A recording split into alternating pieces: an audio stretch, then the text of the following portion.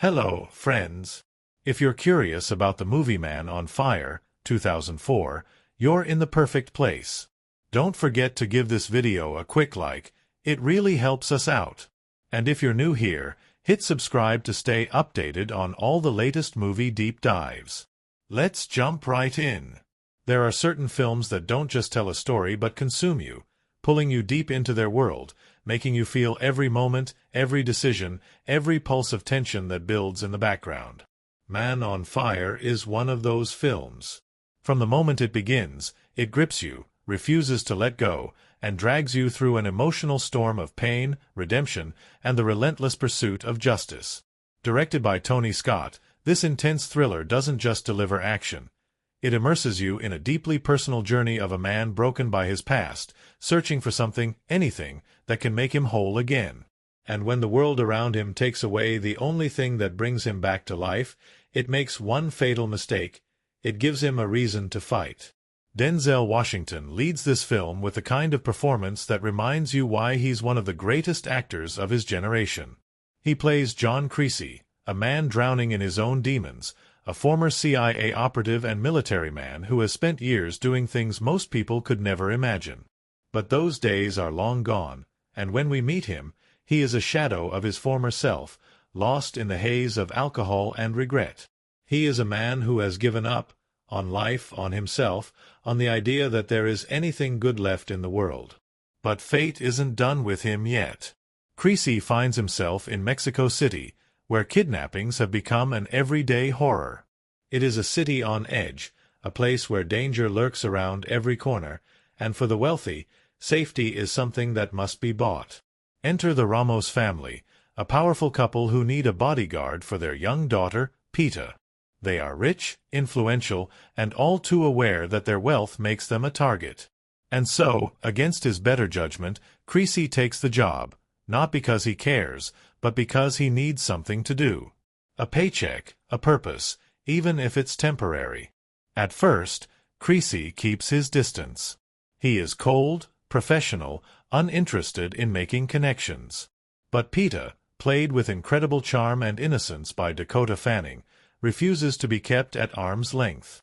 She is light where he is darkness, hope where he is despair. And despite everything in him telling him not to, Creasy begins to let his guard down. She pulls him out of his shell, little by little, showing him kindness, treating him not as a weapon but as a person. And just like that, something shifts. Creasy, for the first time in years, begins to care. And then, the unthinkable happens. Peta is kidnapped. Torn from the world in a moment of chaos and terror, taken by men who see her as nothing more than a ransom opportunity.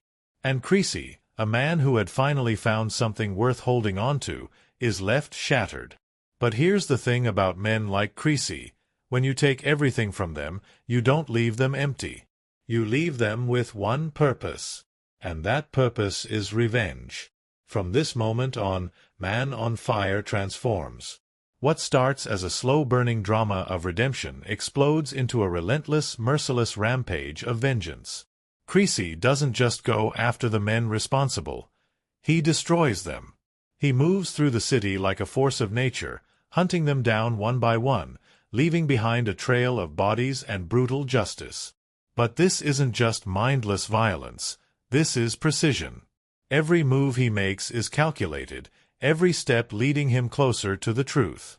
He doesn't just want to punish those who took Peta, he wants to expose them. To burn the entire system that allowed this to happen. Tony Scott's direction amplifies the tension at every turn. The film is shot with an almost chaotic intensity, the camera moving in sharp cuts and rapid motions, mirroring the emotional turbulence raging inside Creasy.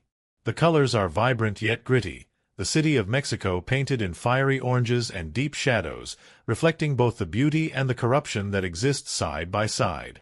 The film's pacing is relentless, each scene escalating the stakes, each confrontation bringing Creasy one step closer to the final truth. And then there's the music, a score that pulses with raw emotion, blending haunting melodies with explosive rhythms. The soundtrack doesn't just accompany the film, it drives it, heightening every moment of tension, making every scene feel even more visceral. From the quiet moments of reflection to the deafening roars of gunfire, the music makes sure you feel every ounce of Creasy's rage, his sorrow, his determination. But beyond the action, beyond the carnage, Man on Fire is, at its heart, a story about love. Not romantic love, not the kind of love that comes with easy answers, but pure, unshakable devotion. Creasy's love for Peeta is what saves him. It is what pulls him out of the darkness. And when she is taken, that love does not die, it fights. It fights in every bullet fired, in every life taken, in every moment Creasy spends tearing through the underworld to get to her. And that is what makes Man on Fire more than just a revenge thriller. It is a story about redemption, about what happens when a man who thought he had nothing left to live for finds something worth dying for. But where does this road lead? How far is Creasy willing to go?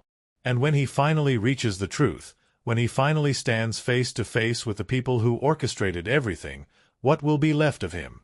These are the questions that drive the film to its breathtaking conclusion, a finale that is as emotional as it is explosive, a moment that cements Man on Fire as one of the most unforgettable action films of its time. This is not just a film about revenge, it is a film about justice. It is about one man's refusal to let the darkness win, about the power of love to drive a man to do the impossible. And when the final shot is fired, when the last enemy falls, one thing becomes clear. John Creasy may be a man on fire, but that fire was never about destruction. It was about redemption. So, if you haven't seen Man on Fire yet, prepare yourself. It is not just a movie, it is an experience. And if you have seen it, then you already know, it is a film that stays with you long after the credits roll. Thank you for joining us in this deep dive into Man on Fire. If you enjoyed this breakdown. But where does this road lead? How far is Creasy willing to go? And when he finally reaches the truth, when he finally stands face to face with the people who orchestrated everything, what will be left of him? These are the questions that drive the film to its breathtaking conclusion, a finale that is as emotional as it is explosive, a moment that cements Man on Fire as one of the most unforgettable action films of its time. This is not just a film about revenge, it is a film about justice. It is about one man's refusal to let the darkness win, about the power of love to drive a man to do the impossible. And when the final shot is fired, when the last enemy falls, one thing becomes clear. John Creasy may be a man on fire, but that fire was never about destruction. It was about redemption. So, if you haven't seen Man on Fire yet, prepare yourself. It is not just a movie, it is an experience. And if you have seen it, then you already know, it is a film that stays with you long after the credits roll. Thank you for joining us in this deep dive into Man on Fire. So, if you haven't seen Man on Fire yet, prepare yourself. It is not just a movie, it is an experience. And if you have seen it, then you already know, it is a film that stays with you long after the credits roll. Thank you for joining us in this deep dive into Man on Fire. If you enjoyed this breakdown, don't forget to like this video and subscribe for more movie analysis, behind-the-scenes stories, and deep dives into the films that leave a lasting impact. We'll see you next time for another unforgettable journey through cinema. The city of Mexico is alive with noise, traffic, and the underlying hum of something darker, something that lingers in the air like smoke before a fire. It is a city where wealth and power live in uneasy tension with crime and desperation, where danger doesn't announce itself but is always watching, waiting. And into this world steps John Creasy. He is a man lost in himself, drowning in regret, in the weight of the past he carries on his shoulders. The ghosts of his past sins follow him wherever he goes, and the only thing that dulls them is the burn of alcohol, the silence of solitude. He is a former CIA operative, a man who once had purpose, who once moved through the world as a weapon honed to perfection. But now, he is a man merely existing, not living. His old friend Paul Rayburn, played by Christopher Walken, sees this. He knows the kind of damage Creasy has endured, the kind of life he has lived. And so, when a job opportunity presents itself, Rayburn offers Creasy a way to do something, to at least function in a world that no longer has a place for men like him. The job is simple. Be a bodyguard. Watch over a young girl named Pita Ramos, the daughter of a wealthy businessman, Samuel Ramos, played by Mark Anthony. Mexico City has become a hotspot for kidnappings, and the rich are forced to surround themselves with protection to keep their families safe. It is a job Creasy is reluctant to take. Not because he fears the danger, but because he doesn't see the point. What does he care if the world keeps turning? What does it matter if the rich need guards and the poor turn to crime? He is done playing hero. But money is money, and Creasy accepts the job. When he arrives at the Ramos estate, he sees a world that is unfamiliar to him. Large gates, expensive cars, people who live without ever looking over their shoulder. It is not his world. And yet, here he is. He meets Pita, played by a young Dakota Fanning, and in an instant it is clear that this girl is different. She is bright, curious, full of life. She is the opposite of everything Creasy is, everything he has become. She asks questions, tries to talk to him, but Creasy keeps his walls up. He is here to do a job, nothing more. He is not her friend, not her father. He is simply a man standing between her and the worst that the world has to offer. But Pita doesn't see the broken man beneath the surface. She sees him. Days pass, and Creasy's routine is simple. Watch, wait, guard.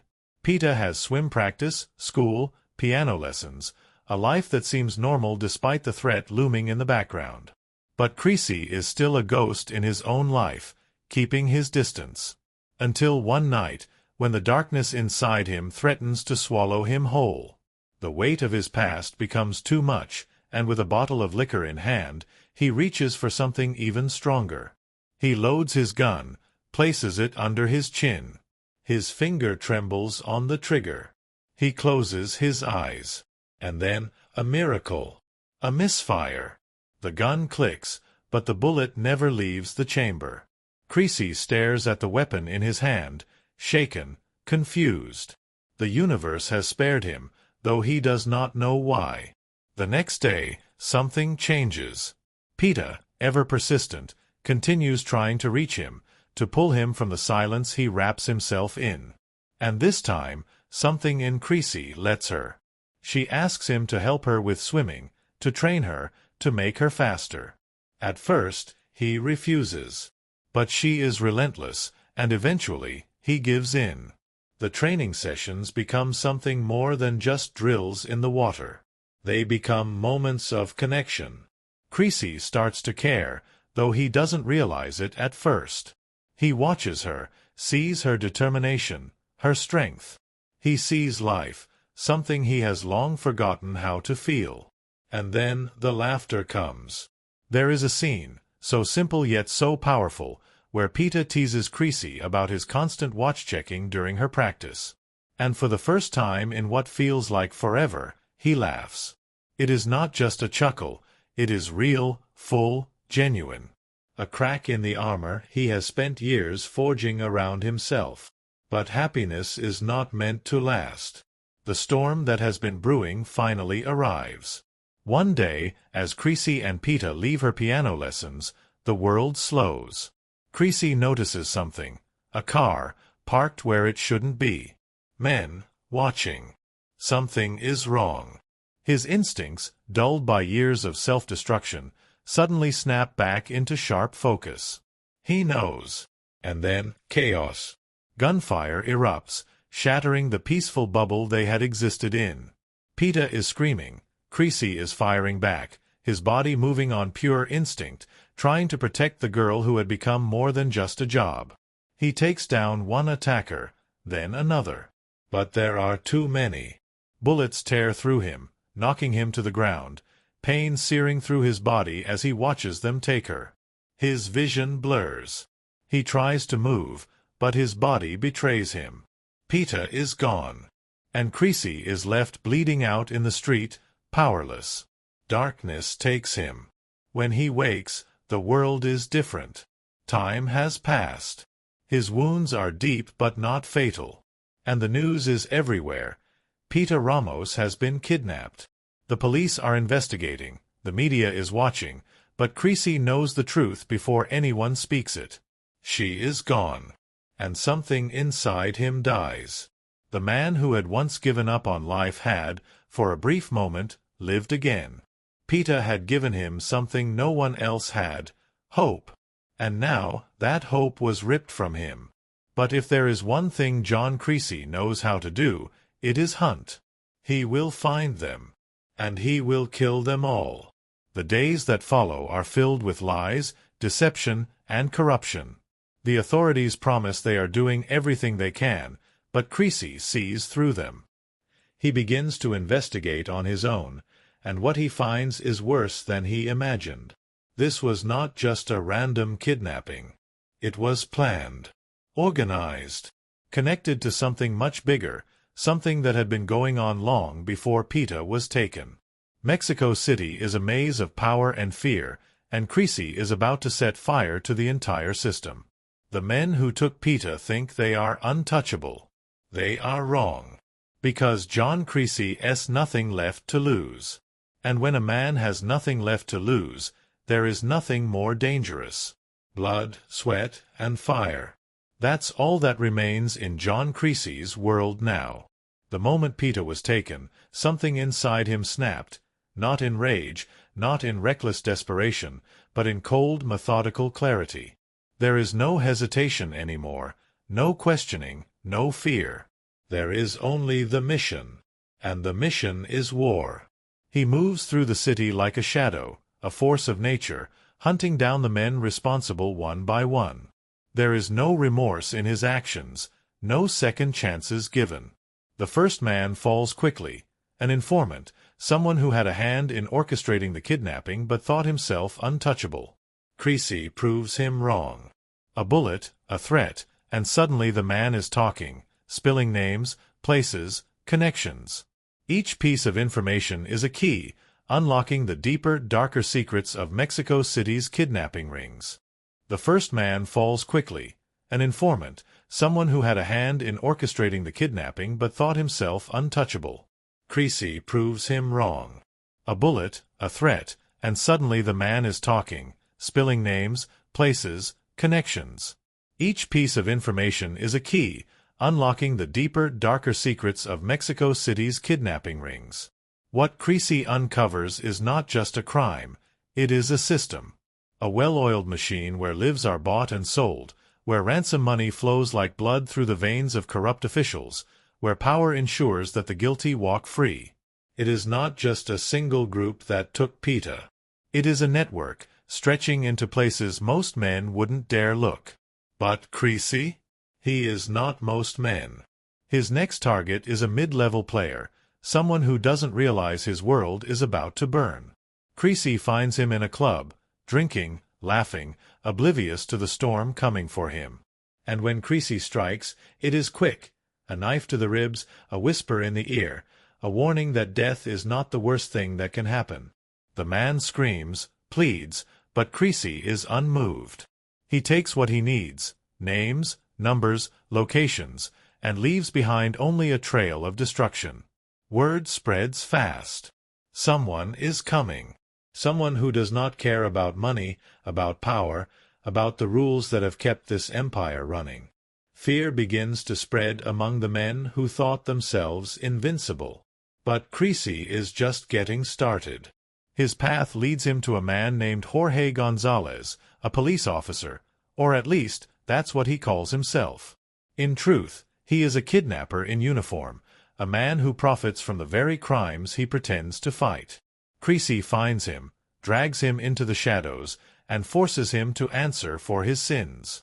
And when Gonzalez gives him the next name on the list, Creasy does not hesitate. He delivers justice, not with a courtroom, not with the law, but with fire. Each step takes him closer to the top of the chain. Each name he crosses off his list brings him closer to the truth. But the deeper he digs, the more tangled the web becomes. This isn't just about criminals. It's about the system itself, police officers, government officials, people who wear suits by day and orchestrate kidnappings by night. It is a game of power, and Creasy is dismantling it piece by piece. And then, a revelation. There was never supposed to be a ransom. Samuel Ramos, Peter's own father, had set up the kidnapping. His fortune was fading, his debts piling up. A fake kidnapping, a carefully calculated ransom demand, and suddenly he could make all his problems disappear. It was never meant to go wrong. But it did. The betrayal cuts deep, but Creasy has no time for shock. Because while Ramos may have set things in motion, others had taken control. And Peter? She may still be alive. The final stretch of Creasy's rampage is relentless. The man at the top of the chain, the one who orchestrates everything from the shadows, is known only as the Voice. He is untouchable, unseen, controlling the kidnappings from the safety of his empire. But Creasy does not care about walls, about power, about the men standing in his way. He goes after the Voice with nothing but a gun, a bomb, and a promise. He will not stop until she is home. And then, the final deal. Peter is alive. But the Voice demands an exchange, Creasy's life for hers. It is not a question.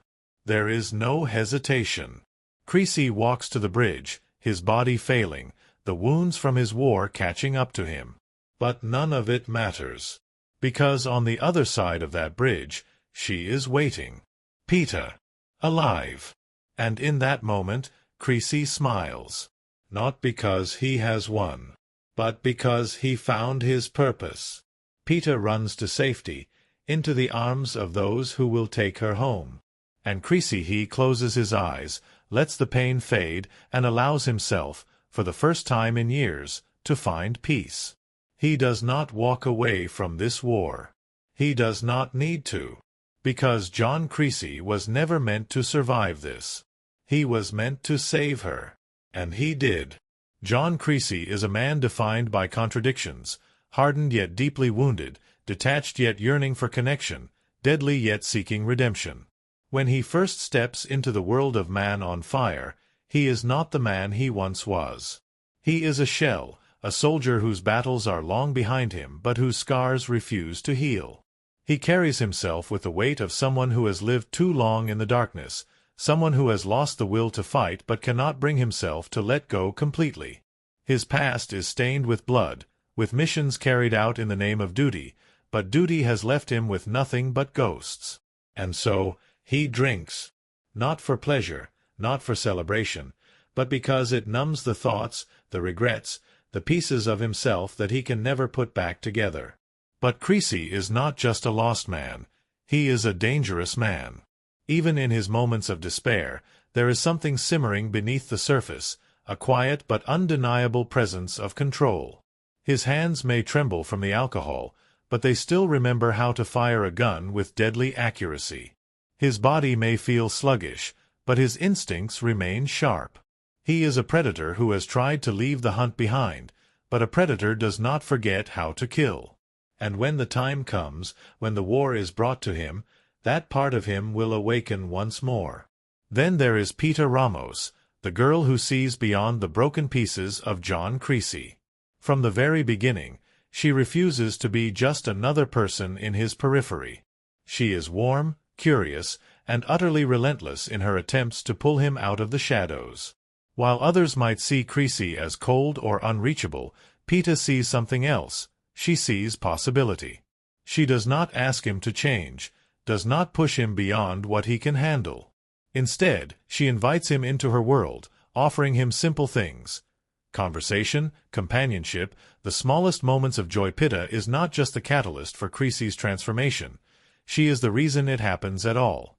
Without her, he is a man on the edge of existence, a body going through the motions. But with her, he begins to feel something again.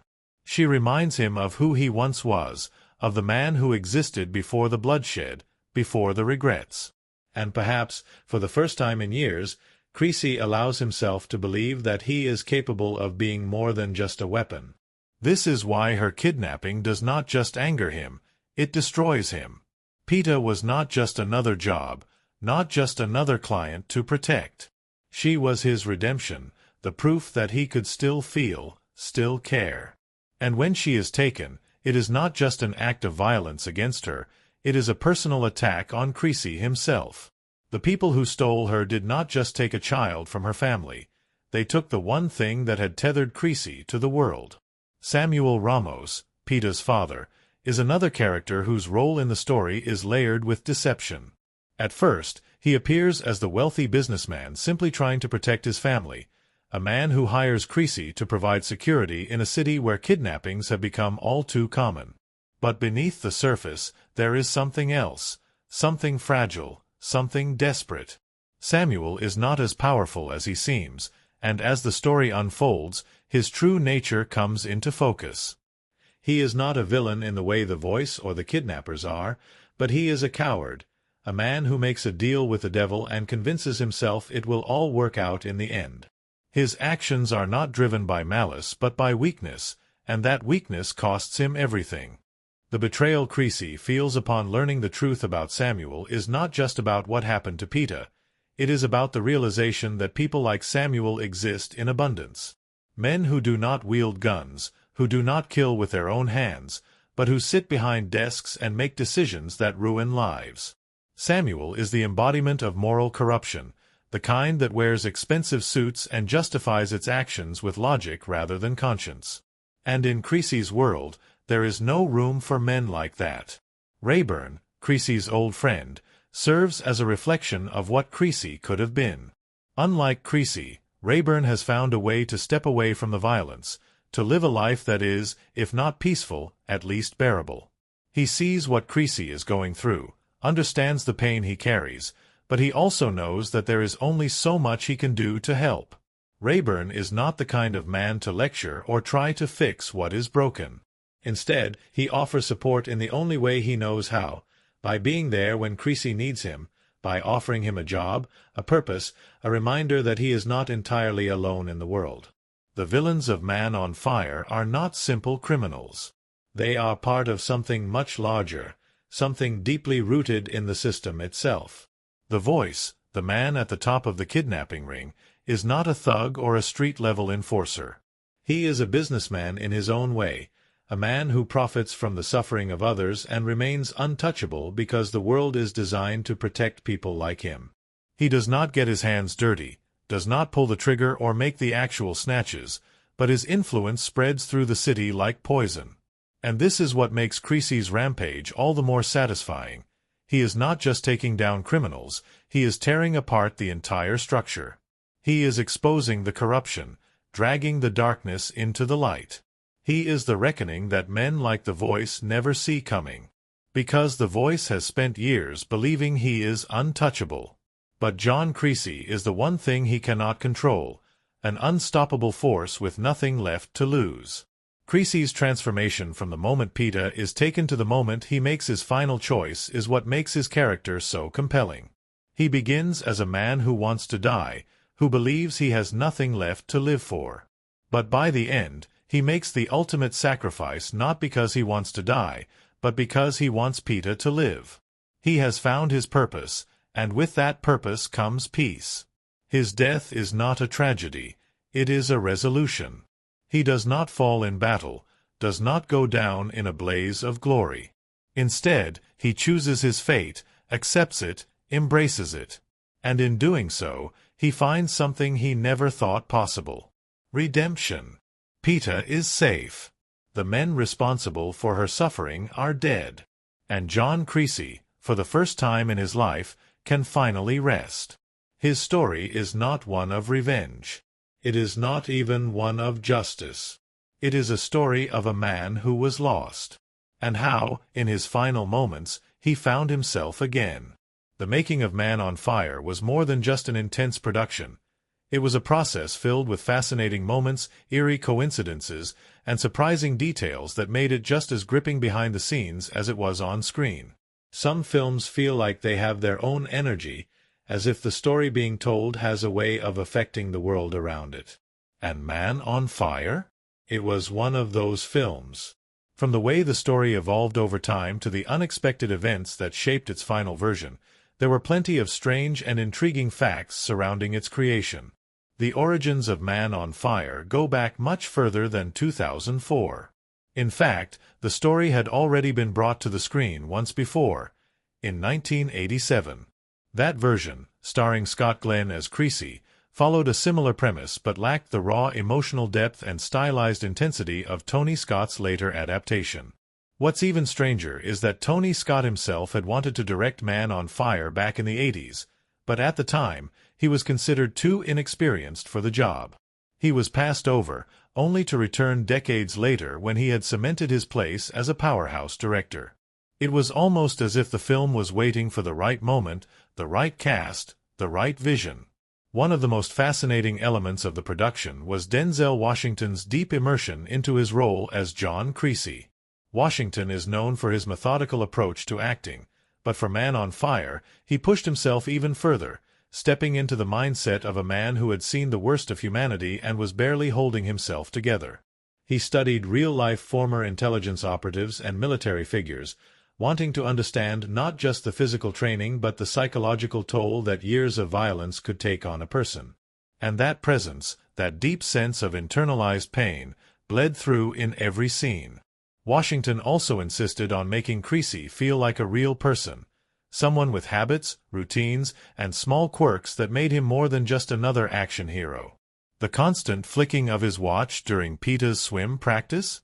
That was something Washington added himself, believing it was something Creasy would do to maintain a sense of control, even in moments of calm. And that powerful moment when he finally laughs at PETA's joke? That wasn't scripted. It was Washington reacting naturally to Dakota Fanning's performance, a brief and genuine moment of warmth that made Creasy's arc all the more powerful. Speaking of Dakota Fanning, her performance as PETA was nothing short of extraordinary. At just 10 years old, she carried a presence that rivaled veteran actors. But what's truly fascinating is the way she and Washington bonded off-screen. Despite the heavy themes of the film, their real-life relationship was light-hearted, full of teasing and warmth. Fanning later said that Washington was like a big kid between takes, always making sure she was comfortable on set. And Washington, in turn, praised her professionalism, calling her one of the most talented young actors he had ever worked with. The authenticity of Man on Fire extended beyond the actors. It was baked into the very fabric of the production. The film was shot largely on location in Mexico City, a choice that gave it a visceral sense of realism but also presented some unexpected challenges. The city, while visually stunning, was unpredictable, with real-life crime sometimes creeping into the fringes of production. The cast and crew had security on standby at all times, and there were moments when shooting had to be adjusted or moved due to safety concerns. At one point, there were even reports of kidnappings happening nearby, a chilling parallel to the story being told on screen. But perhaps one of the strangest things about Man on Fire is how closely it mirrored real events that hadn't even happened yet. In 2004, when the film was released, Mexico's kidnapping crisis was already severe, but within the following years, it became even worse. High-profile kidnappings, corrupt law enforcement, and powerful criminal organizations running ransom operations became more publicized, making the film feel less like a thriller and more like a warning of what was already unfolding in the real world. Then, there's the visual style of the film, something that set it apart from most action thrillers of its time. Tony Scott used an experimental editing technique, layering scenes with fragmented, almost hallucinatory visuals that mirrored Creasy's mental state. This technique, known as step printing, involved manipulating the film's frame rate. Then, there's the visual style of the film, something that set it apart from most action thrillers of its time. Tony Scott used an experimental editing technique, layering scenes with fragmented, almost hallucinatory visuals that mirrored Creasy's mental state. This technique, known as step printing, involved manipulating the film's frame rate, making certain moments feel jittery, disorienting. Some audiences found it overwhelming, but for Scott, it was a deliberate choice, a way to immerse the viewer in Creasy's world, to make them feel his paranoia, his rage, his determination. It was a technique not commonly seen in mainstream Hollywood films at the time, but it became a defining element of Man on Fire's intensity. The dialogue in the film also had its share of fascinating details, with some of its most iconic lines never actually written in the script. One of the most famous moments in the movie, Creasy's chilling declaration, "I'm gonna kill them. Anyone who was involved. Anybody who profited from it. Anybody who opens their eyes at me," was something that Washington improvised. It wasn't planned. It was simply him becoming Creasy in that moment, channeling the raw, burning rage of a man who had lost everything and was about to unleash hell. Another legendary moment, one that has since become synonymous with Man on Fire, is when Creasy interrogates a corrupt official and casually tells him, "A bullet always tells the truth."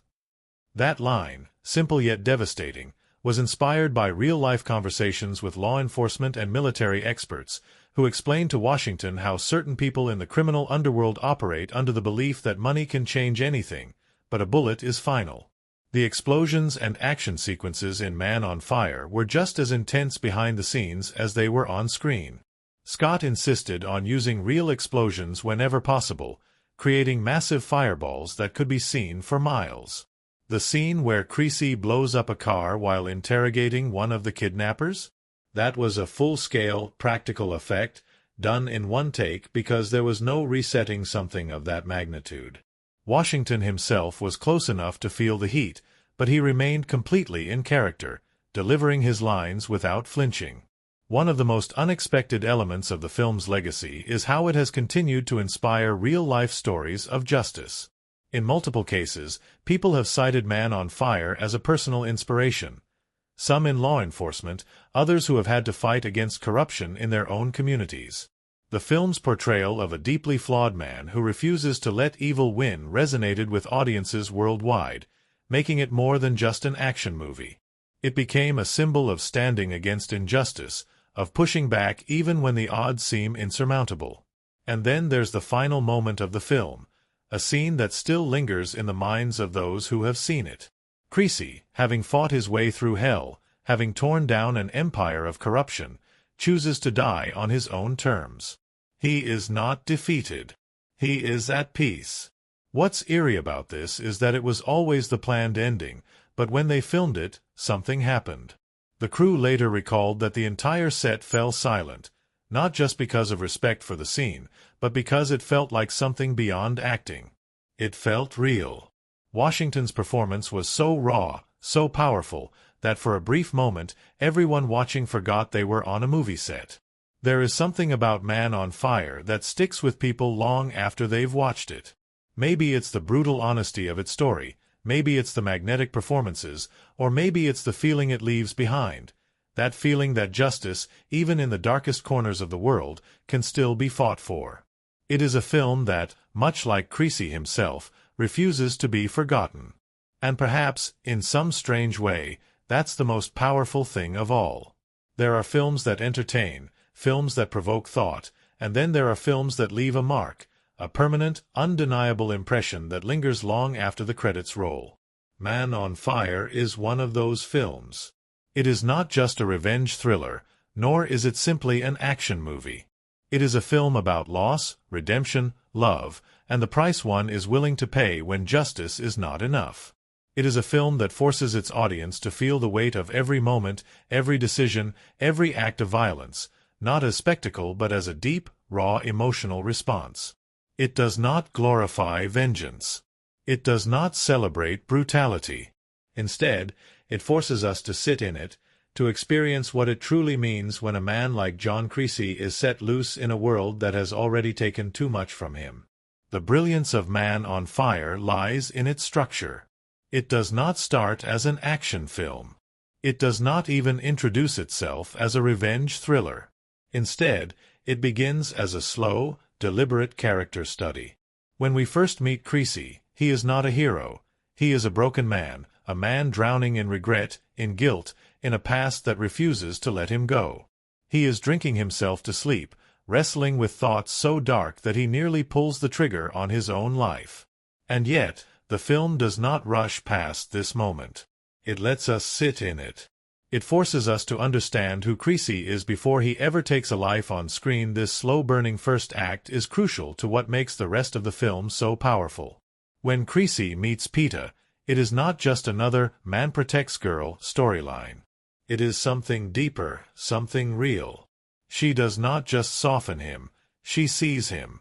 She forces him to engage with the world again, to remember what it feels like to laugh, to care, to believe in something other than the ghosts of his past. This is not a plot device. This is the heart of the film.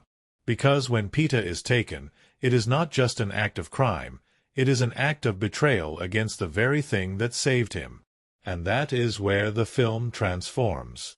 The moment Peeta is kidnapped, the structure of the film fractures, mirroring the destruction inside Creasy himself. The cinematography changes, the pacing shifts, the editing becomes more chaotic, more erratic.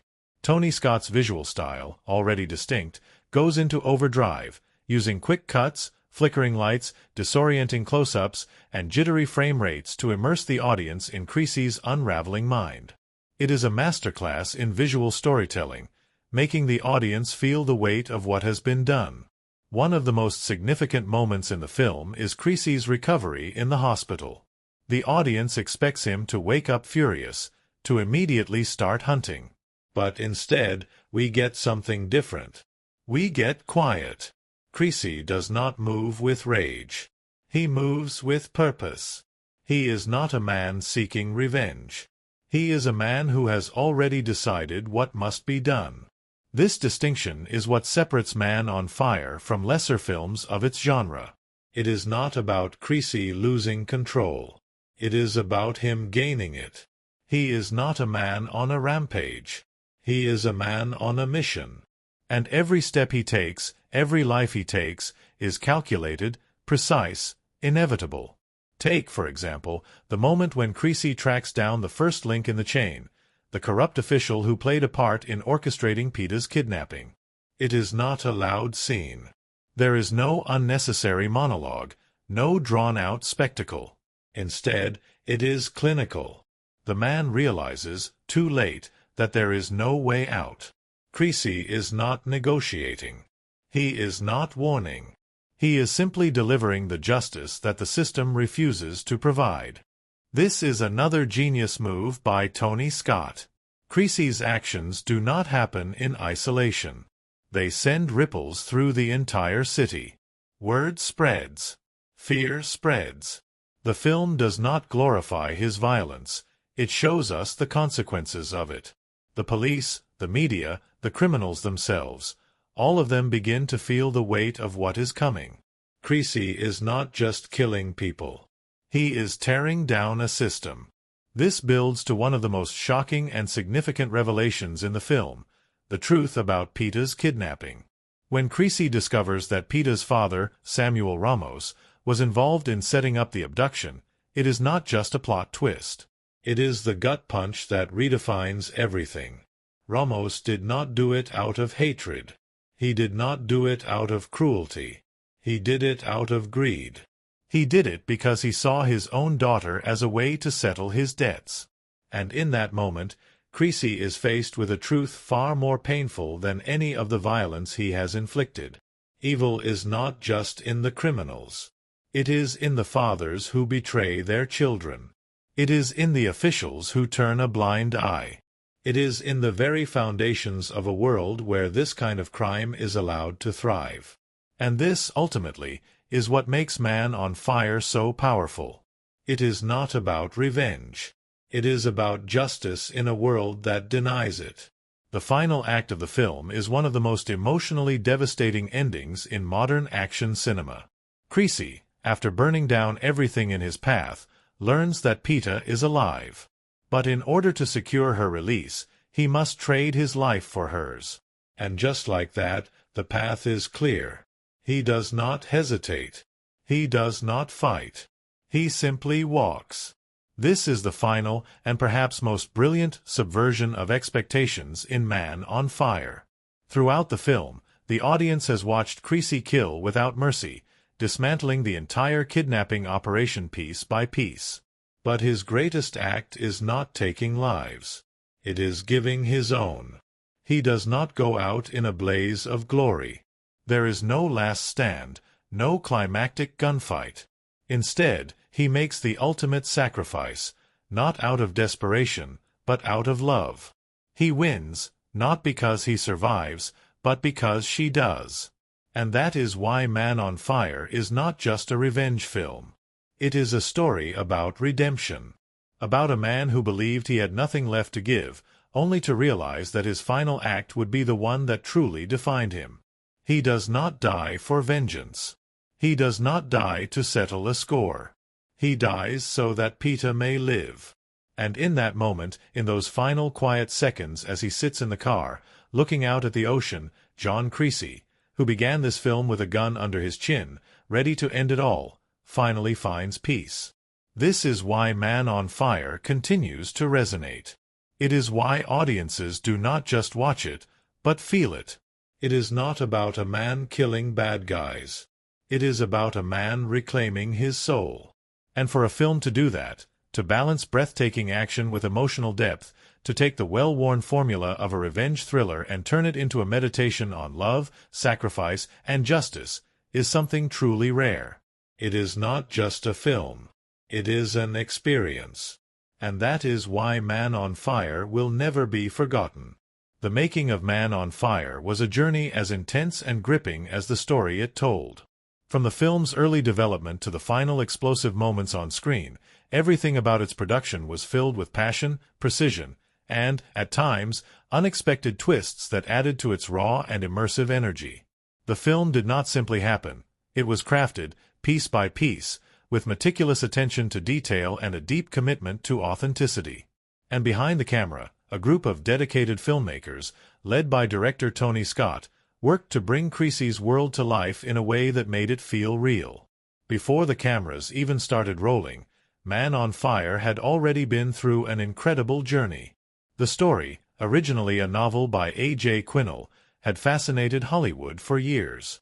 It had been adapted once before in 1987, but that version, starring Scott Glenn, never quite captured the raw emotion and intensity of the source material. Tony Scott himself had been interested in the project decades earlier, but at the time, studios didn't see him as the right fit.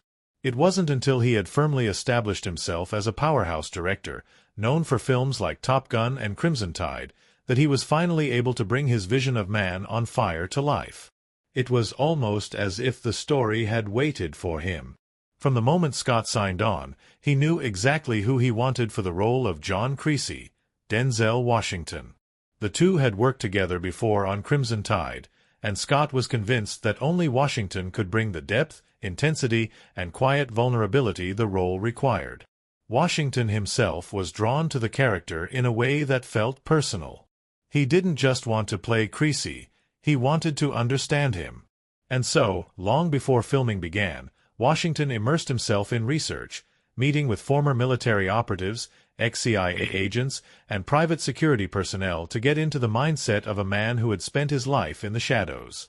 This dedication extended beyond just understanding Creasy's background. Washington was deeply involved in the way the character moved, spoke, and reacted. The watch-checking habit during Peter's swim practice? That was something Washington added himself. The way Creasy methodically disassembles and cleans his gun, not as a sign of aggression but as a form of routine, of control? That, too, was something he insisted on incorporating. Even the way he interacted with Dakota Fanning on set, keeping their bond genuine and light-hearted when the cameras weren't rolling, helped shape the authenticity of their relationship on screen.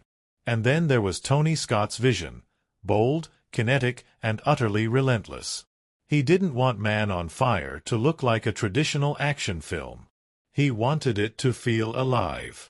The film's visual style became one of its most defining features, with rapid cuts, jump zooms, color shifts, and an almost documentary-like immediacy. Scott wanted the audience to feel the chaos, to see what Creasy was seeing, to experience his unraveling mental state. One of the most unique aspects of the film's production was Scott's use of step printing, a technique that manipulates frame rates to create a jittery, almost surreal effect. It made action sequences feel disorienting, unpredictable. Some audiences found it overwhelming, but that was exactly the point. Scott wanted them to feel the tension, to be on edge, to never quite settle. It was a risk, but it paid off in a way that made Man on Fire visually unforgettable. Filming on location in Mexico City was another critical decision that added to the film's authenticity, but it also came with challenges. The crew wasn't just creating a world, they were immersed in it.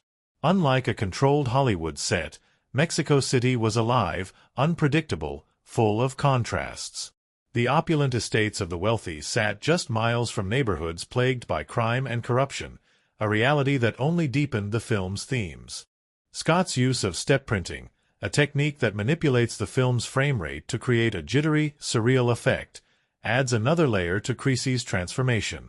It distorts reality, making action sequences feel off-kilter, almost dreamlike, as if Creasy himself is operating in a state of hyper-awareness. When he tortures his enemies, when he tracks down every link in the kidnapping chain, the camera does not simply observe, it immerses. The audience is pulled into his world, feeling every explosion, every gunshot, every moment of brutality not as action beats, but as punctuation marks in his unraveling mind. The setting itself begins to feel smaller as Creasy's focus narrows. The vastness of Mexico City, once sprawling and overwhelming, is reduced to specific, targeted locations: an abandoned warehouse, a corrupt police station, a cramped interrogation room where death lingers in the air. These spaces reflect his mindset. The city no longer matters. The world outside no longer matters. There is only the mission. The places he moves through are not just locations. They are battlefields, each one leading him closer to the truth. One of the most powerful visual choices in Man on Fire comes in the film's final act. After Creasy has burned his way through every obstacle, after he has left behind a trail of bodies and destruction, he stands on a bridge, facing the ultimate decision. The deal has been made, Peta for him. And for the first time since she was taken, the setting softens. There is no more chaos. No more frantic editing.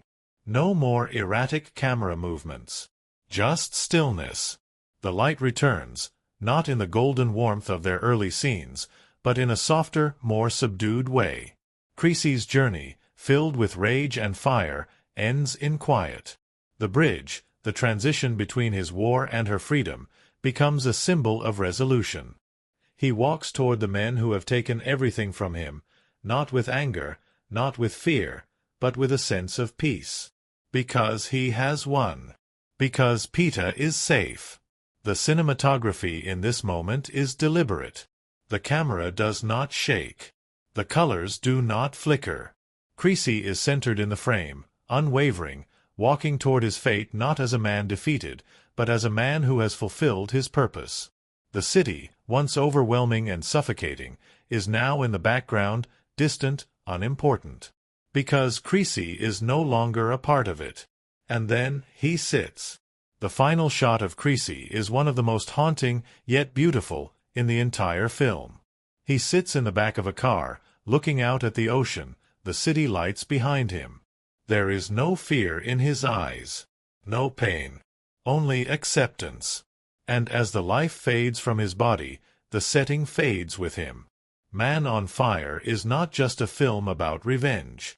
It is a film about place, about environment, about how the world around us shapes who we are and what we become. It uses its setting as a character, one that evolves, shifts, and breathes alongside its protagonist. From the chaos of Mexico City to the stillness of that final moment, the world of Man on Fire is not just where the story happens. It is the story. And in the end, just as Creasy's fire burns out, so does the world around him. There's something special about a film like Man on Fire, something that goes beyond the script, beyond the performances, beyond even the action-packed sequences that burn themselves into memory. It's the feeling behind the film, the energy that lingers in every scene, the chemistry that makes every moment resonate with authenticity. And much of that magic was born behind the scenes, in the long days and nights of filming, in the small moments between takes, in the friendships formed, and in the challenges that the cast and crew had to overcome to bring this raw, emotional story to life. Filming Man on Fire wasn't just about getting the perfect shot or delivering high-octane action, it was about immersion. From the moment the cast arrived in Mexico City, they weren't just acting in a setting, they were living in it. Director Tony Scott, known for his dynamic and often unconventional approach to filmmaking, wanted the actors to feel the city, to absorb its atmosphere so that every scene carried an unmistakable authenticity. And so, instead of relying on studio sets or heavily controlled environments, the film was shot almost entirely on location, often in real, unpredictable situations that made each moment feel alive. Denzel Washington, already an actor known for his deep commitment to roles, embraced this approach completely. From the beginning, he wanted to understand everything about John Creasy, the way he moved, the way he thought, the way he reacted to the world around him. To prepare for the role, Washington met with real former CIA operatives and military personnel, men who had lived lives not unlike Creasy's. He asked questions, observed their mannerisms, and learned the psychology of someone who had spent years in the shadows, doing things that few people could imagine, but his preparation went beyond research. On set, Washington was known for staying in character. Not in a method-acting, never-breaking character kind of way, but in the sense that he carried Creasy's energy with him even when the cameras weren't rolling. He spoke in a lower, more measured tone. He kept a certain distance from the crew during intense scenes, isolating himself in a way that mirrored Creasy's emotional detachment. But with one exception, Dakota Fanning. Their bond on screen was real, and that connection began the moment they met. Washington, despite his usual intensity, was protective over Fanning, treating her like a little sister off-camera. Between takes, they would joke around, play games, and have conversations that had nothing to do with the film. Washington later admitted that Fanning was one of the most impressive young actors he had ever worked with, not just because of her talent, but because of her natural presence. She wasn't just acting as Peta. She was Peta. One of the most touching behind-the-scenes stories comes from a moment that wasn't even scripted. During one of Peta's swim practices, there's a scene where she playfully calls out Creasy for always checking his watch, teasing him about being too serious.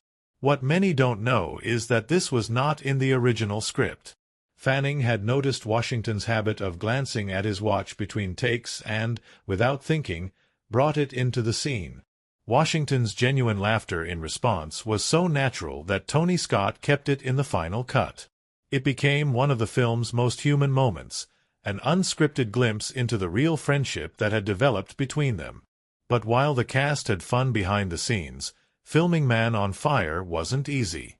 Mexico City was a stunning but challenging location. The city's energy, while perfect for the story, also brought logistical difficulties. The streets were crowded and unpredictable, and filming in real neighborhoods meant dealing with real dangers. At the time, Mexico was experiencing a surge in kidnappings, something that made the story of Man on Fire feel frighteningly real.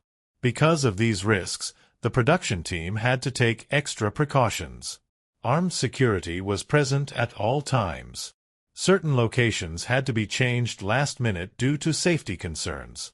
And in some cases, actors had to be transported quickly from set to hotel in unmarked cars to avoid attracting attention. The production team had to work with extreme caution. At the time of filming, Mexico City was experiencing a real-life wave of kidnappings, making the story of Man on Fire feel almost too close to reality. Crew members were warned about traveling alone, security was heightened, and precautions were taken at every step. At one point, the production had to shift locations due to nearby incidents that made filming unsafe. But despite the challenges, the commitment to authenticity never wavered. The explosions seen in the film? Real. The chase sequences through the crowded city streets? Filmed on location with as little CGI as possible. Even the torture scenes, while obviously staged, had a rawness to them that came from meticulous set design and practical effects. One of the most intense scenes to film was Creasy's brutal interrogation of the corrupt police official, where he attaches explosives to his hands.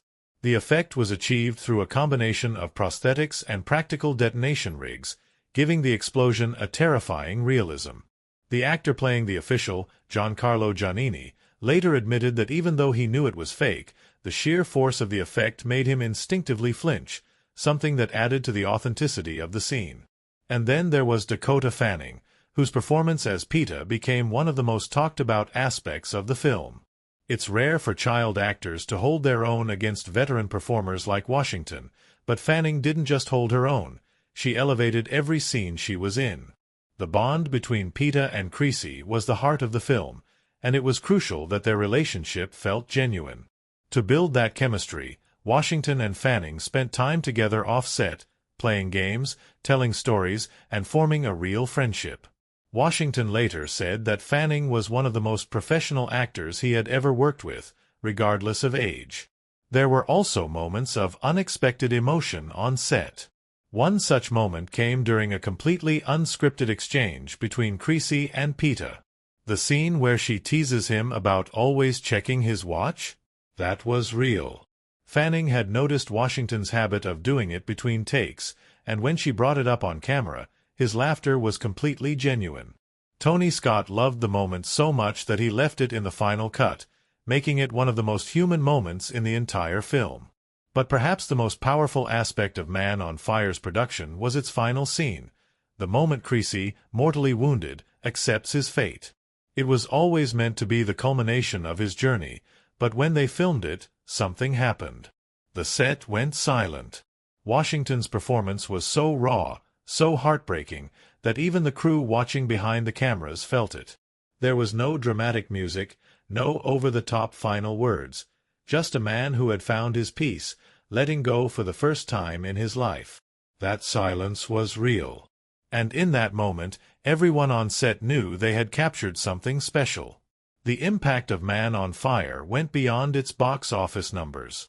It became a film that resonated with audiences on a deep level, not just because of its action, but because of its emotion.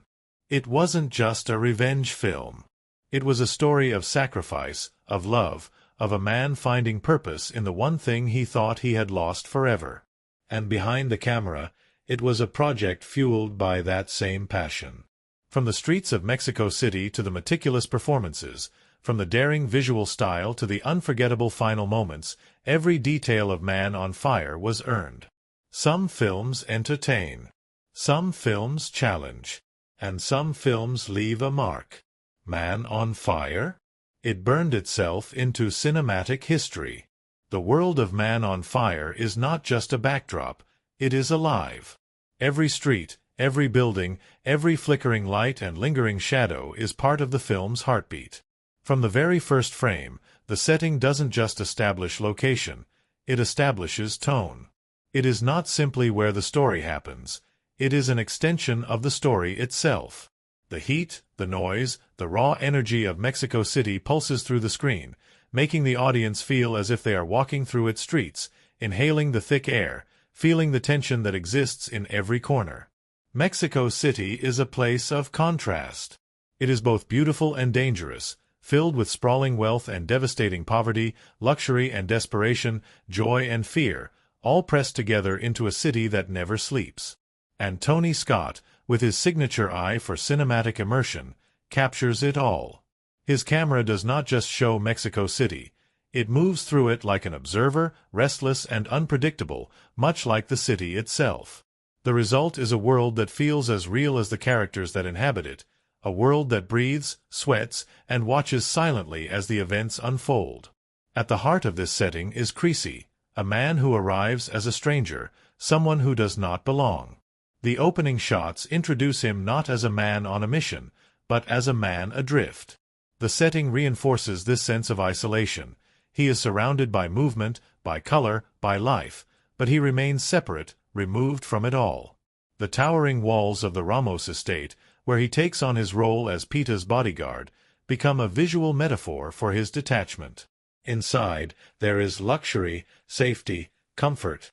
Outside, the city looms, chaotic, unpredictable, teeming with unseen dangers. And Creasy? He is somewhere in between, neither fully inside nor out, existing in a space that is temporary, transient. The cinematography in Man on Fire is unlike anything in traditional action thrillers. It is raw, almost chaotic at times, with sharp zooms, erratic movements, and layered imagery that mimic Creasy's fractured state of mind. Scott's use of color is deliberate. Warm, sun-drenched oranges and yellows dominate the frame, mirroring the heat and volatility of the setting itself. The visuals feel alive, shifting and flickering with tension. There are no polished, glossy shots here. Only texture, the rough edges of a world that refuses to be softened. Light and shadow play a crucial role in defining the film's atmosphere. In the early scenes, Creasy is often seen in dimly lit spaces, alone in hotel rooms or against the backdrop of city streets at night. Shadows fall across his face, obscuring his expressions, emphasizing his internal darkness. But when Peeta enters his life, the lighting changes. There is warmth in their scenes together. Golden sunlight, soft interiors, moments where light spills through windows, casting her in a glow that makes her feel untouchable, almost ethereal. She is the only thing in his world that is untainted by darkness, and the cinematography makes sure the audience feels that. Then, the kidnapping happens, and the world shifts.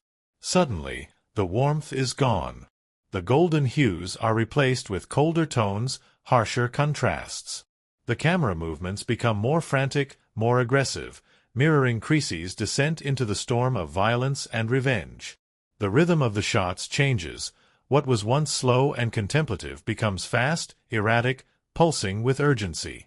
This is no longer the world of a man finding peace. This is the world of a man at war. Scott's use of step printing, a technique that manipulates the film's frame rate to create a jittery, surreal effect, adds another layer to Creasy's transformation. One of the biggest challenges came during the filming of Creasy's brutal revenge spree. Many of these scenes were filmed in real locations where crime and corruption were already a reality. In one particularly intense sequence, where Creasy confronts a corrupt police officer, local authorities almost shut down filming due to concerns that the film was drawing too much attention to real-life corruption. It took delicate negotiations from the production team to ensure they could keep filming while also maintaining safety. Then there were the explosions. Scott was a firm believer in practical effects. He wanted the action to feel real, to have weight and impact. This meant that many of the explosions, car chases, and shootouts were done without relying on CGI. The most famous example? The moment Creasy blows up a car while interrogating one of the kidnappers. That explosion? Real. The heat? Real. The force? Real enough that the crew could feel it from a distance. Washington, standing just close enough to see but far enough to be safe, didn't flinch, a testament to how deep he was into Creasy's mindset. Another incredible behind-the-scenes moment happened during the filming of the final bridge scene, the moment Creasy walks toward his fate, trading his life for Peeta's. The atmosphere on set was different that day. Everyone knew they were filming something special, something heavy. As Washington stepped into the scene, the entire set fell silent. No one gave extra direction. No one had to adjust the lighting. The moment simply happened. Later, members of the crew would describe that moment as eerie, almost as if they weren't watching a scene in a movie but witnessing something real. The emotions on Washington's face weren't just acting. They were genuine. Even Fanning, who had worked with Washington for months, found herself tearing up between takes, struggling to separate herself from the reality of the scene. And when Scott called cut for the final time on that scene, no one spoke. They just let the silence sit. The film's post-production was just as meticulous as the filming process itself. Scott and his editors worked tirelessly to ensure the unique visual style of the film remained intact. He used step printing, a technique that blended multiple frames together to create a dreamlike effect, making certain scenes feel distorted, almost like memories flashing in Creasy's mind. The editing was deliberate, using chaotic cuts to heighten moments of rage and stillness in moments of reflection. And then, of course, there was the music. The haunting score by Harry Gregson Williams blended orchestral swells with electronic undertones, creating a soundtrack that pulsed with emotion. But one of the most surprising musical choices came in the use of Lisa Gerrard's haunting vocals during Creasy's final moments. The song, ethereal and sorrowful, wasn't originally planned, But when Scott heard it over the footage, he knew it was the missing piece. It added weight to the moment, elevating the final scene from a simple exchange to something mythic, a warrior laying down his sword, a man finding peace. Looking back at Man on Fire, it is clear that this was not just another action film. It was something personal for everyone involved. From the chemistry between Washington and Fanning to the dedication of the crew, from the real dangers of filming in Mexico City to the improvisational magic that made it to the final cut, every moment was earned. And perhaps that's why, after all these years, Man on Fire still resonates so deeply. Because behind every scene, behind every explosion and every gunshot, there was something real happening. A connection between actors. A director pushing the limits of visual storytelling. A crew navigating challenges to bring something raw and honest to the screen. Some films are made. But Man on Fire? It was forged. Some films tell a story, and some films carry one.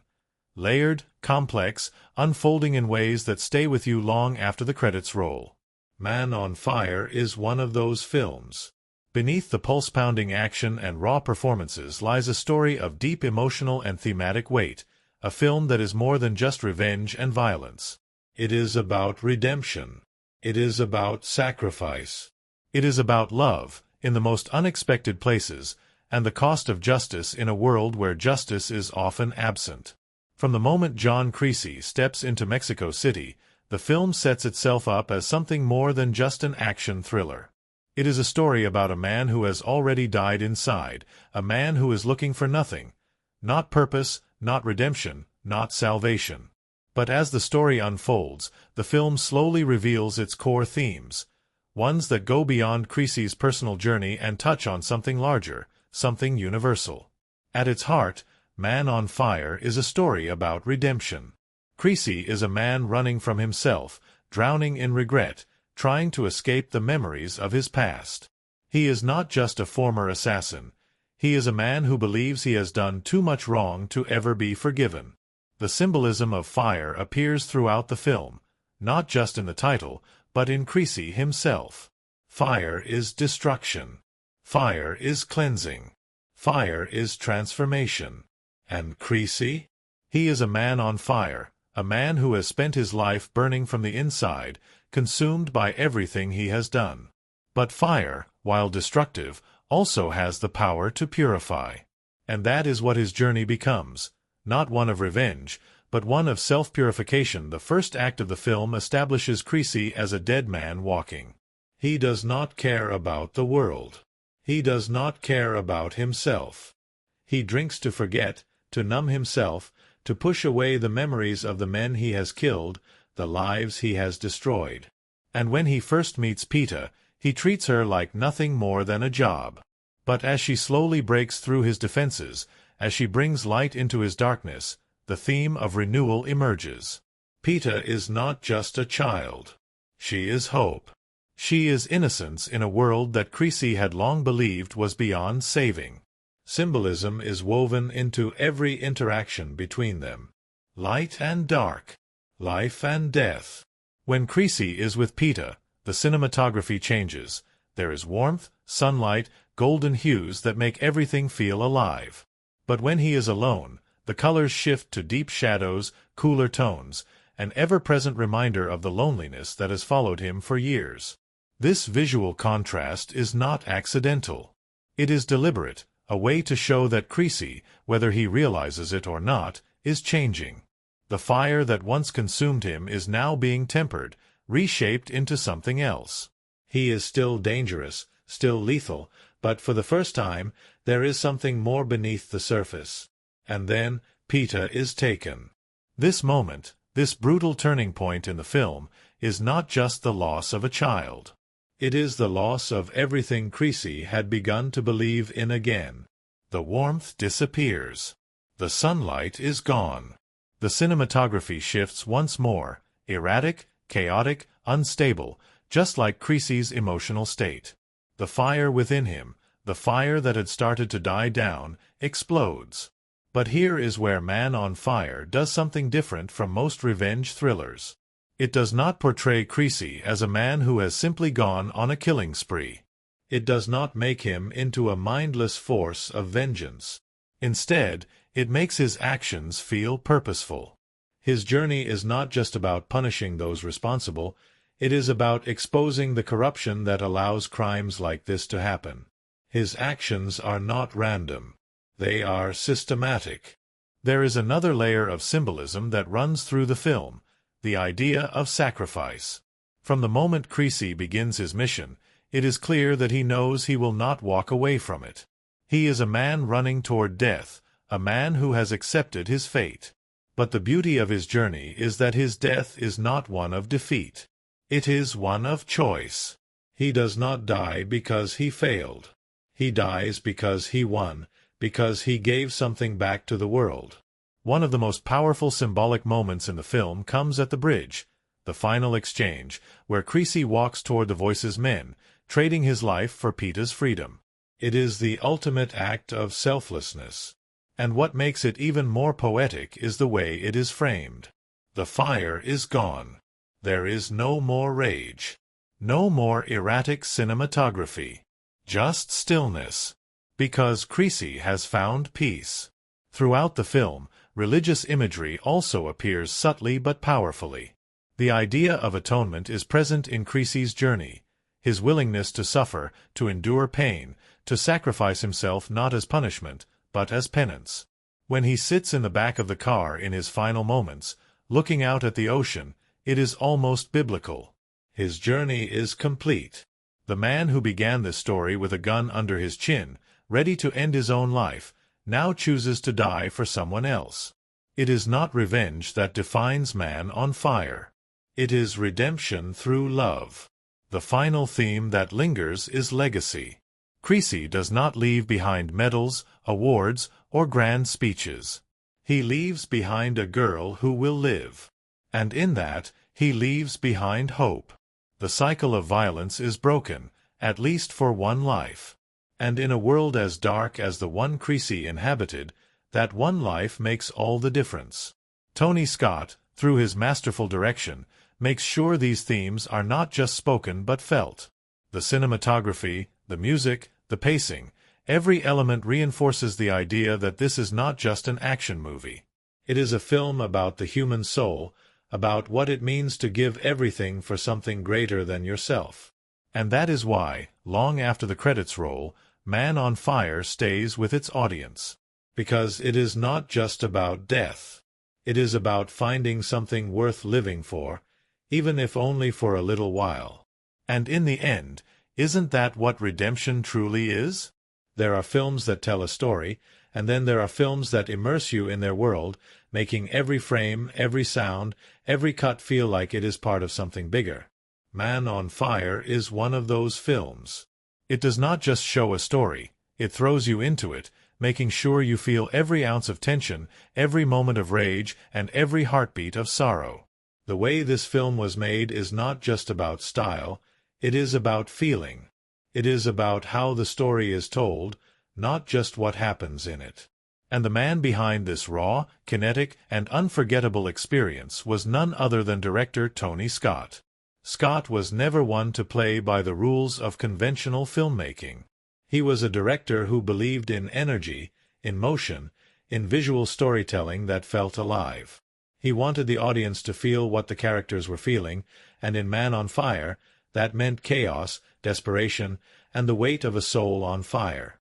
The way he used cinematography, editing, and sound was not just technical, it was emotional. The first thing that makes Man on Fire stand out is its visual style. It does not look like a typical action thriller. It does not have the polished, hyperslick cinematography of big-budget Hollywood blockbusters. Instead, it feels rough, raw, unstable, like a world that is always on the brink of collapse. The camera work is often handheld, moving with a sense of urgency, never letting the audience feel comfortable. Even in quiet moments, the camera is alive, almost restless, as if reflecting the unease that lingers beneath Creasy's surface. Scott made heavy use of step printing, a technique that manipulates the film's frame rate, creating a jittery, almost dreamlike effect. This was not just for style, It was for immersion. When Creasy is in a heightened emotional state, when his world is unraveling, the frame rate stutters, the images flicker, and time itself feels unstable. It is not about making things look pretty. It is about making things feel unstable. This technique was used throughout the film, particularly in moments of tension or violence, making every bullet shot, every explosion, every act of vengeance feel surreal, as if the audience is watching through Creasy's own fractured mind. Another striking element of the film's cinematography is its use of color. The world of Man on Fire is drenched in deep oranges and yellows, as if the entire film is set in perpetual golden hour sunlight. But this warmth is deceptive. It does not feel like the comforting glow of a sunset. It feels suffocating, like the air itself is thick with heat, with pressure, with something waiting to explode.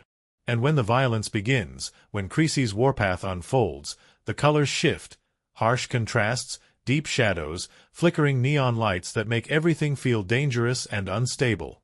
But it is not just the visuals that shape the film, it is the editing. Tony Scott's editing style is relentless. There is no smooth, conventional rhythm. The film moves at a pace that feels alive, almost unpredictable. Scenes cut rapidly, overlapping images flash across the screen, words appear and disappear like fragmented thoughts. Dialogue is sometimes layered over different visuals, breaking the normal flow of conversation. This is not just done to be stylish, it is done to make the audience feel the disorientation, to make them experience the world as Creasy does. When he is in a calm state, the editing slows, allowing the audience to breathe. But when his world erupts, the editing follows suit, becoming jagged, frantic, violent in its own right. The sound design in Man on Fire is another masterpiece of filmmaking technique. The film is loud, not in the sense of constant explosions, but in the way sound is used to amplify emotion. Gunshots do not just happen, they echo, they ring in your ears. Every gun Creasy fires, every explosion he sets off, feels powerful. The bass rumbles, the echoes last a second too long, making sure the weight of violence is never lost. Even more important than the loud moments are the quiet ones. Scott knew the power of silence, and he used it masterfully. When Creasy is alone, the sound fades. The city noise dies down.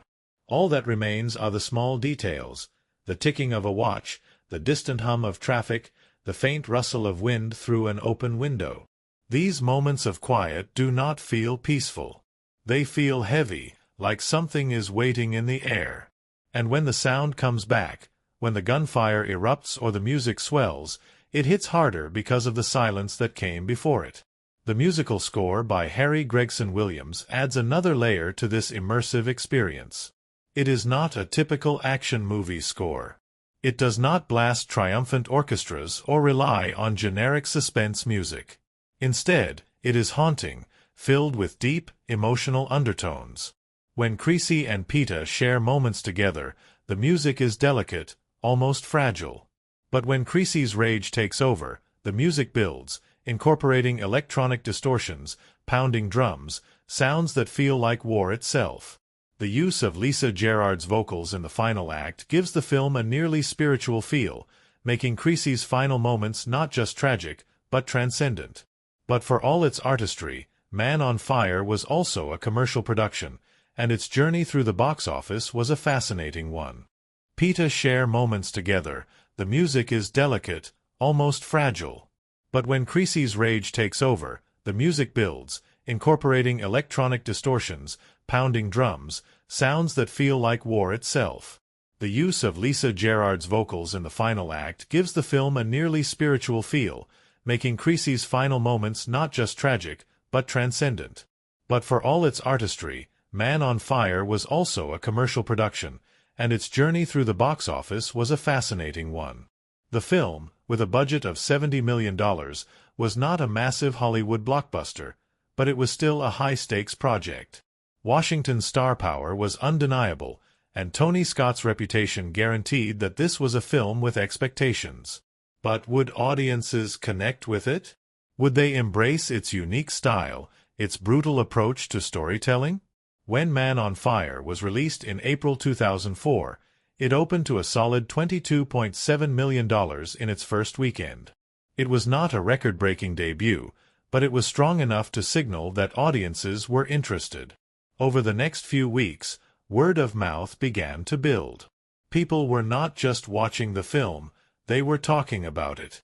The raw emotion, the brutal revenge, the heart-wrenching bond between Creasy and Peeta, it resonated. By the end of its theatrical run, Man on Fire had grossed $130 million worldwide, making it a financial success. Critically, the film received mixed reactions. Some praised its emotional depth, its cinematography, and Washington's powerhouse performance.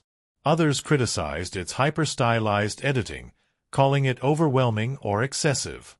But while some critics were divided, audiences were not. The film found a loyal following, one that only grew over the years. It became one of those movies that people recommended, that people revisited, that people felt in ways that most revenge thrillers never achieve. And this is where Man on Fire became more than just a box office success. It became a cult classic. It was not just about its earnings, it was about its impact. The film style influenced countless others, from the way action movies were edited to how directors approached revenge narratives. The film's themes of justice and redemption became part of pop culture, with Creasy's lines quoted in conversations, his journey analyzed in discussions about morality and sacrifice. At its core, the success of Man on Fire was not just about money. It was about the way it felt. It was about the fire that burned through every frame, every shot, every line of dialogue. It was about a filmmaking approach that was not safe, not polished, but alive. Tony Scott did not make a film that looked good. He made a film that consumed you. And that is why, long after its release, Man on Fire still burns just as fiercely as it did on the day it first hit theaters. A film like Man on Fire doesn't just happen. It is built, piece by piece, performance by performance, emotion by emotion. While the story itself is powerful, what makes it unforgettable is the way the actors bring it to life. The cast of Man on Fire wasn't just a collection of talented performers. It was a group of people who lived inside their roles, who carried the weight of the story with them, both on and off the screen. And through their performances, interviews, and the impact they left on audiences, the film became something more than just a revenge thriller. It became a deeply personal experience for those who watched it. At the center of it all, carrying the film with an intensity that can still be felt years later, is Denzel Washington. There are good performances, there are great performances, and then there are performances that become legendary, and Washington's portrayal of John Creasy is exactly that. From the moment he appears on screen, Creasy is not just a character. He is a presence. He does not need to speak much, does not need to announce his pain, his regrets, or his demons. It is all there, in his eyes, in the way he carries himself, in the heavy silence that lingers around him. In interviews, Washington talked about how he approached Creasy, not just as a tough, broken man, but as someone who had already given up on life. His performance was layered, not just about strength but about vulnerability. He spent time with real-life former CIA operatives and military men, learning their habits, their mindset. He wanted Creasy to feel real, not like a fictional hero, but like a man who had lived through hell and carried that weight in his every move. And then there was Dakota Fanning, the heart of the film, the soul of Creasy's transformation. Child actors often struggle to hold their own against veterans like Washington, but Fanning did more than hold her own. She shined. In every scene, she radiated genuine warmth, creating a contrast between her character Peeta and the dark world surrounding her. Off-screen, Washington and Fanning developed a bond that was just as authentic as the one portrayed in the film. In interviews, both actors spoke about how they became friends, how they would joke around between takes, how Washington would look out for her in a way that mirrored their on-screen relationship. Fanning, despite being so young at the time, brought a professionalism to the role that even Washington himself was impressed by. "She's not just a great child actor," he once said. "She's a great actor, period." Their chemistry was so natural that some of the most memorable moments in the film weren't even scripted. The famous watch-checking scene, where Peter playfully calls out Creasy for his habit of constantly looking at his watch, was completely improvised. Fanning had noticed Washington doing it off-camera and decided to bring it into the scene.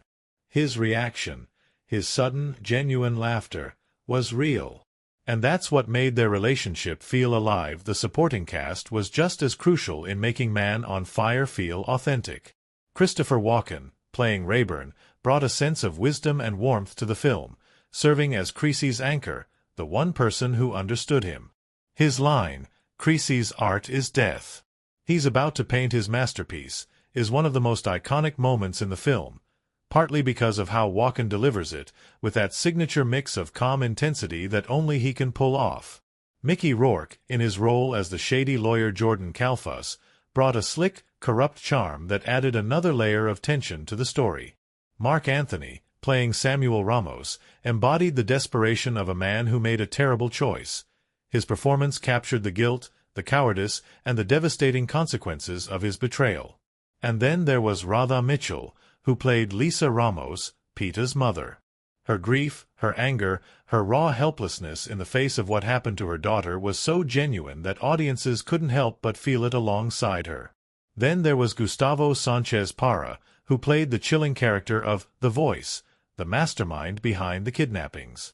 Even though he was never fully seen in the film, his presence was terrifying. His calm, methodical voice, laced with menace, made him one of the most memorable villains despite never having a traditional face-to-face showdown with Creasy. Beyond the performances, the reception of Man on Fire was something that caught even the filmmakers by surprise. When the film was released in April 2004, the critical response was divided. Some critics praised Washington's performance, the emotional weight of the story, and the film's unapologetic intensity. Others. Then there was Gustavo Sanchez Parra, who played the chilling character of The Voice, the mastermind behind the kidnappings. Even though he was never fully seen in the film, his presence was terrifying. His calm, methodical voice, laced with menace, made him one of the most memorable villains despite never having a traditional face-to-face showdown with Creasy. Beyond the performances, the reception of Man on Fire was something that caught even the filmmakers by surprise. When the film was released in April 2004, the critical response was divided. Some critics praised Washington's performance, the emotional weight of the story, and the film's unapologetic intensity. Others, however, found Tony Scott's kinetic editing style to be too chaotic, too overwhelming. The step printing, the rapid cuts, the disorienting visuals, it was a style that some loved and some hated. But if there was one thing that was undeniable, it was the audience's reaction.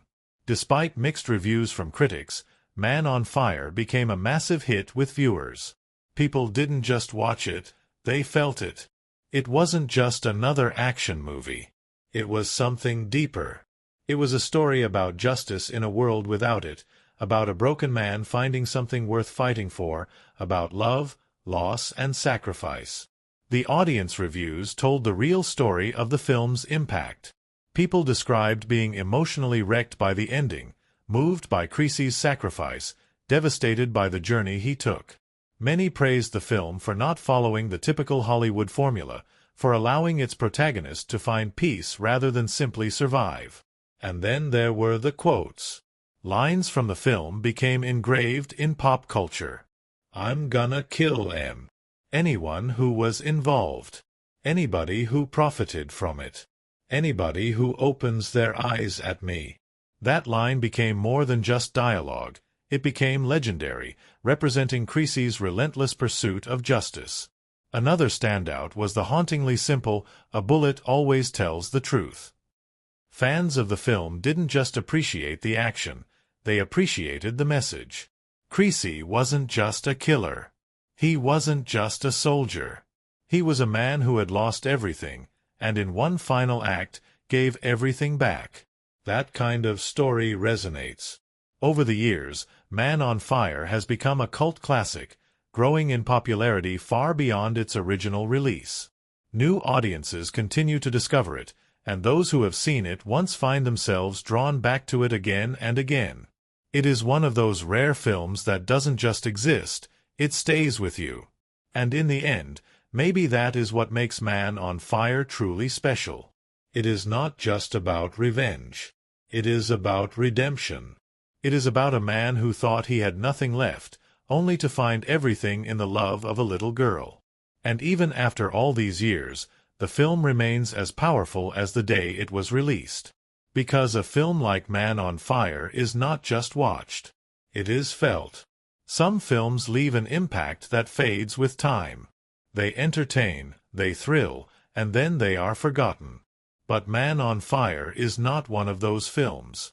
It is a film that stays, a film that lingers in the mind, in the heart, in the soul. From the first frame to the last, it takes its audience on a journey. Not just of action, not just of revenge, but of transformation, redemption, and sacrifice. It is more than just a story about a man seeking vengeance. It is about a man finding peace in the most unexpected way.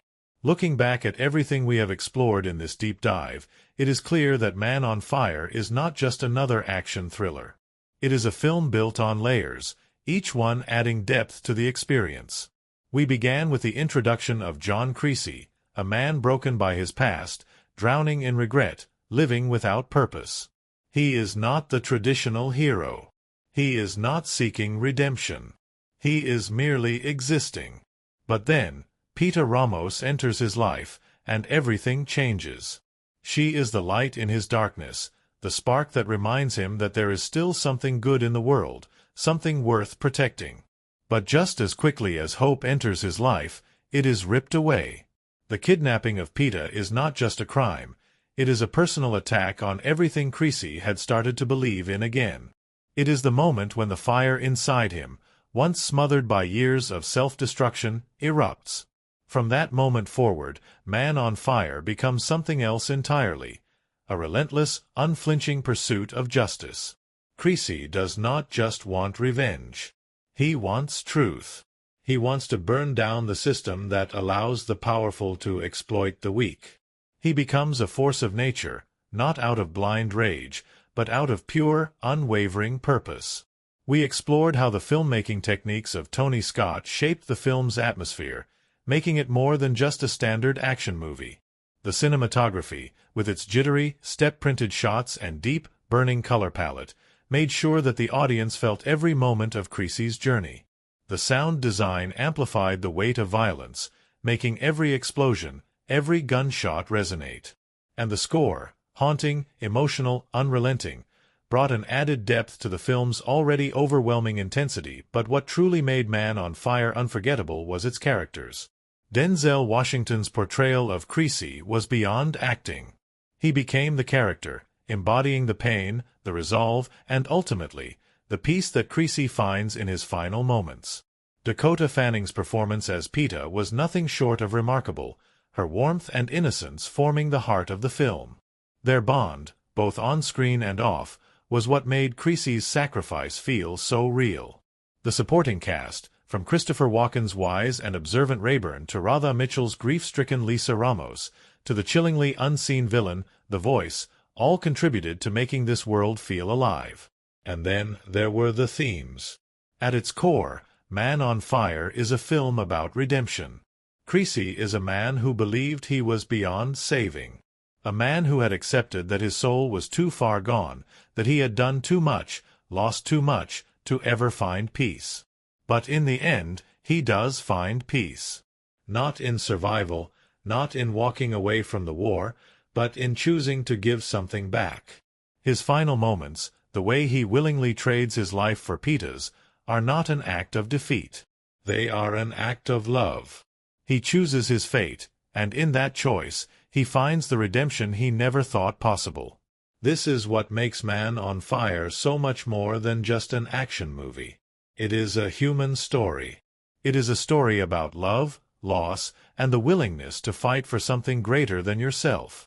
And that is why, years after its release, people still return to it. They still talk about it. They still feel it. The film's impact goes beyond its box office numbers. Though it was a financial success, earning over $130 million worldwide, its true success lies in the connection it formed with its audience. Viewers did not just watch Creasy's journey, they experienced it. They felt his pain, his rage, his love for PETA, his final acceptance. And even those who have seen the film multiple times still find themselves moved by it, still find new details in Washington's performance, in Scott's direction, in the way the film breathes through its visuals and sound.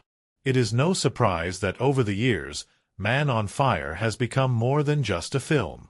It has become a reference point for justice, for sacrifice, for unbreakable bonds. Quotes from the film have taken on a life of their own, becoming symbols of determination and vengeance.